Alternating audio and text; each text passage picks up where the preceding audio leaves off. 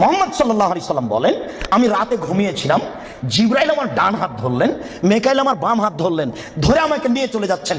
যেতে যেতে দেখি অনেক মানুষ আসাদু সাইনতে কাফান, ফুলে ফেঁপে বিশাল বিশাল আকৃতি ধারণ করে আছে, 50 হাত 100 হাত উঁচু উঁচু হয়ে আছে। ওয়ান্তানাহু রিহান, দুর্গন্ধে টিকা যায় না, এত গন্ধ। কান্নাহুল মারাহিজ, মনে হচ্ছে যেন তারা গ্রামের টয়লেট, মনে হচ্ছে যেন তারা গণশৌচাগার, মনে হচ্ছে যেন তারা গ্রামের টয়লেট, মনে হচ্ছে যেন তারা গ্রামের শৌচাগার।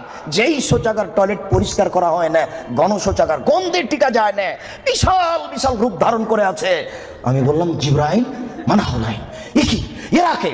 জিবরাইল, এরা কারা? ছি ছি ছি ছি, এরা কারা? এতক্ষণে গন্ধ, এতক্ষণে ফুলে আছে। তখন জিবরাইল বললেন, অহমদ জোনাতা জাওয়ানি, এরা হলো ব্যভিচার, ব্যভিচার নেই। বলো যুবক, মোটা মোটা হ্যাঁ ফুলে আছে, খুব গন্ধ, এরা কারা? ব্যভিচার, ব্যভিচার নেই।